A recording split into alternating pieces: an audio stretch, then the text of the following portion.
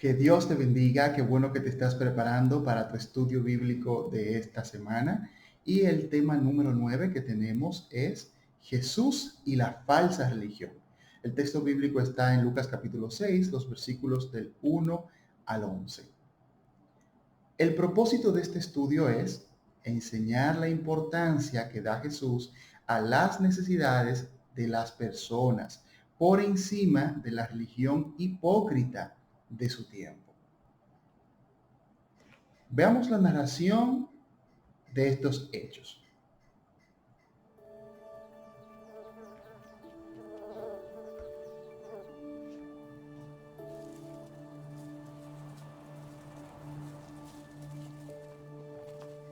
Un sábado, al pasar Jesús por los sembrados, sus discípulos se pusieron a arrancar unas espigas de trigo y las desgranaban para comérselas. Por eso algunos de los fariseos les dijeron: ¿por qué hacen ustedes lo que está prohibido hacer en sábado? Jesús les contestó: ¿nunca han leído lo que hizo David en aquella ocasión en que él y sus compañeros tuvieron hambre? Entró en la casa de Dios y tomando los panes consagrados a Dios, comió lo que solo a los sacerdotes les es permitido comer, y les dio también a sus compañeros. Entonces añadió: el Hijo del Hombre es Señor del sábado.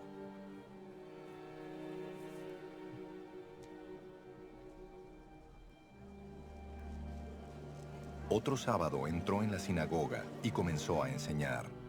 Había allí un hombre que tenía la mano derecha paralizada. Así que los maestros de la ley y los fariseos, buscando un motivo para acusar a Jesús, no le quitaban la vista de encima para ver si sanaba en sábado. Pero Jesús, que sabía lo que estaban pensando, le dijo al hombre de la mano paralizada: levántate y ponte frente a todos. Así que el hombre se puso de pie. Entonces Jesús dijo a los otros: voy a hacerles una pregunta. ¿Qué está permitido hacer en sábado? ¿Hacer el bien o el mal? ¿Salvar una vida o destruirla? Jesús se quedó mirando a todos los que lo rodeaban y le dijo al hombre: extiende la mano.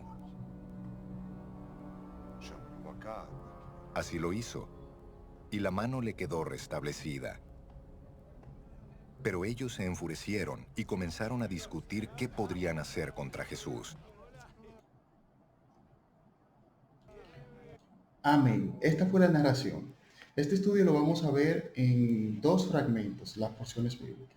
Los versículos del 1 al 6, y aconteció en un día de reposo que pasando Jesús por los sembrados, sus discípulos arrancaban espigas y comían restregándolas con las manos. Y algunos de los fariseos les dijeron: ¿por qué hacéis lo que no es lícito hacer en los días de reposo? Respondiendo Jesús les dijo: ¿ni aun esto habéis leído, lo que hizo David cuando tuvo hambre, él y los que con él estaban? ¿Cómo entró en la casa de Dios y tomó los panes de la proposición, de los cuales no es lícito comer, sino a los sacerdotes? Y comió y dio también a los que estaban con él. Y les decía: el Hijo del Hombre es Señor aún del día de reposo. Entonces, vamos a verlo primero en el versículo 1, el día de reposo. Debes investigar y explicar el origen y significado y también algunas de las normas que tenían para ese día. En sentido general, para que se pueda entender el contexto de lo que se está hablando. En el versículo 2 vemos que se nos dice que ellos estaban, incluso en el versículo 1, extrayendo espigas, o sea, estaban cogiendo trigo para comer. En la Biblia, Dios había establecido en el Antiguo Testamento, específicamente en Deuteronomios 23:25 y Levítico 23:22, vemos esas citas, cómo Dios estableció una forma para que la gente pobre y extranjera pueda comer de lo que quedaba en los campos. ¿Por qué? Porque Dios se preocupaba por ellos. Deuteronomio que nos dice: cuando entres en la mies de tu prójimo podrás arrancar espigas con tu mano, mas no aplicarás hoz a la mies de tu prójimo. Levítico 23:22. Cuando segareis la mies de vuestra tierra, no segaréis hasta el último rincón de ella, ni espigarás tu siega. Para el pobre y para el extranjero la dejarás. yo Jehová vuestro Dios. Es decir, que Dios ya había establecido esto para que el pueblo de Israel tuviera, ¿verdad?, cuidado de los pobres y extranjeros. O sea que Jesús y los discípulos no estaban robando, esto no era contra la ley, al contrario, era un mandato de la ley de Dios. Pero el problema está no en que ellos hicieran esto, sino que lo hacían un sábado, un día de reposo. Y es por eso el conflicto que los fariseos le dicen en el versículo 2, porque hacen lo que no es lícito en el día de reposo. Para ellos eso no se debía hacer ese día, por sus leyes religiosas sobre el sábado, lo que ya ellos habían establecido. Ellos tenían y querían mantener el control religioso sobre la mayoría de las personas. Y eso es importante porque los fariseos no eran cualquier grupo, eran el grupo que gozaba de mayor popularidad o de mayor relevancia religiosa en su tiempo. Eran como un partido y además también un grupo religioso. Entonces las opiniones de ellos, según ellos, estaban por encima de todo el mundo, inclusive en muchas ocasiones superiores a la misma palabra de Dios o igual. Vemos cómo Jesús entonces les responde a ellos en los versículos 3 y 4, un ejemplo de David. En ese tiempo estaba siendo perseguido por Saúl y cómo junto con sus hombres tuvo hambre y comió de los panes que solo estaba permitido comer a los sacerdotes. Lo vemos en 1 Samuel 21:6. Y aquí Jesús lo que le está diciendo es, lo que yo estoy haciendo tiene un precedente y lo estoy haciendo porque es una necesidad. Y aquí Jesús nos da un principio esencial. Ellos no estaban arrancando espigas porque amanecieron con ese deseo. Ellos tenían hambre, no tenían comida. Y era un permiso legal, una prerrogativa legal que les permitía usar. Entonces, para Jesús, la necesidad humana es más importante que las leyes ceremoniales relacionadas al día de reposo. ¿Por qué? Porque Jesús pone por encima la necesidad humana, por encima la necesidad del hombre. En el versículo 5, aquí es que se complica la cosa, porque Jesús afirma tener autoridad sobre el día de reposo. ¿Por qué? Porque Él es Dios y Él fue quien creó el día de reposo. Ahora, para los religiosos fariseos esto era una blasfemia. Esto era una aberración lo que estaba diciendo Jesús.